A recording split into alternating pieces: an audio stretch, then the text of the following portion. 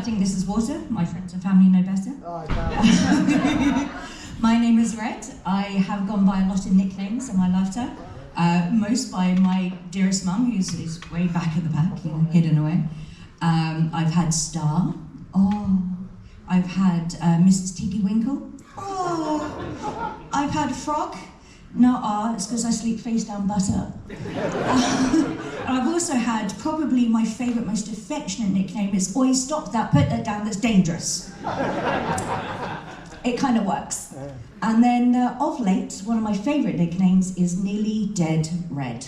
And that is something that I kind of try to live by, or thereabouts anyway. And I'm a bit of an overachiever. Nearly Dead Red came from a couple of my friends in the audience, and I've managed to do 5, maybe 6 out of 10 festivals, going to the hospital every time. I'm an overachiever that way, thank you very much. I had the most dehydrated eyeball that an optometrist has ever seen. I'm proud, I don't know how that worked, but I'm proud. And some stories that I'm going to tell you today are generally about being nearly dead red. So the first one is how I first came to this comedy set. It was actually on the bus on the way to the very first set, and I was in a rough part of Bristol. Anyone here from a slightly rough part of Bristol? Yeah. Anyone who do not applaud, look around, you are probably from a rough part of Bristol. I think. And yeah. So I was going across a zebra crossing, a traffic light crossing kind of thing, traffic lights. I should know how that works.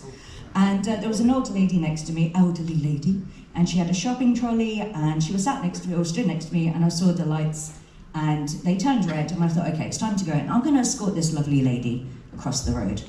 So I sort of stood next to her, and I went, I'll help you, come on, let's go across the road together. Everything's going to be fine. Start from back in. Everything's going to be fine. And we're walking across the road, and what she noticed, and I didn't, was the traffic lights changed. So we were going across the red lights, and it was cool. She spotted that it went from amber to red.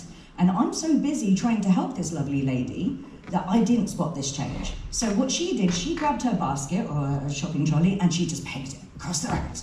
And she went for it. This woman moved faster than I could possibly imagine. Whereas I was still stood in the middle of the road wondering where she had gone, what had happened to the lights, and why an ambulance was coming my way. It wasn't for me, but I think it should be. I need one on speed dial. And that is why I am probably nearly dead red, and also why my name of today's set is I'm trying to help, please stop me. I genuinely do try to kind of care and do the best I can to be sweet and nice and kind of lovely.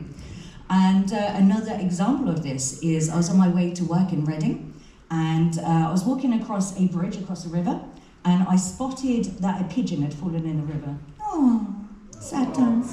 It had fallen in the river, and pigeons, when they get their wings wet, general birds, they cannot get lift to fly out. It was being attacked by a swan, and I thought, oh no, it was breaking my heart, I felt so bad. And so I had an umbrella in my hand, and I thought, this is a really great opportunity to do something really lovely. So I leant down, and I scooped the pigeon out the river. Now, what a lot of you might know, or not know, I have dentures. This is important. This does work, I promise, it's important. So I leant down and I used my umbrella to scoop the pigeon out the river, and I smiled. Can anyone tell what happened next? My teeth fell out. So it was either save the pigeon and keep the umbrella, or grab my teeth out the river. I saved the pigeon. Thank you so much. That was £360 that my friend in the audience spent that he really didn't have to get the replacement dentures. I'm trying to help, please stop me. And then my last one, I think, is I was on my way home. It was kind of like a few weeks after that. I was on my way home, and my bus was about half an hour away or something like that from where I was due to be picked up.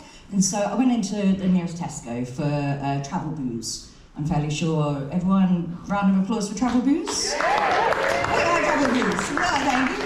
Okay, those who didn't clap, evaluate your life. So I was in there getting some travel boost, and I saw this lovely lady sat on the floor, not a crisis, don't worry, just sat on the floor chilling out, and she was undoing some bundles of newspapers, magazines, just generally getting stuff set up for the next day. So I thought, it's okay, I've got half an hour, I'm going to sit down with her.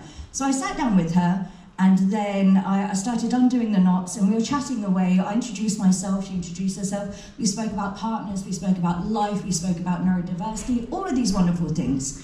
Then about after half an hour or so, I went, oh shoot, my bus is about 4 minutes away. Okay, so I'm gonna go. So I hope that was, it was really nice to meet you. It was really lovely. And she went, it was lovely to meet you too.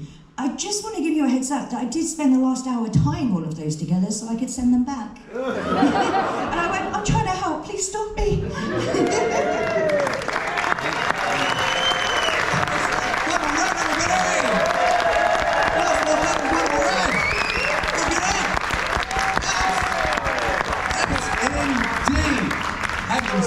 Well, we know where we are now, don't we? We are at the point here where it's the last act of the season. I've started calling it this evening. We started. Let's not worry about it. Look, we got one more, which is terribly exciting, all right? And what this means is you can give all of your clapping and whooping.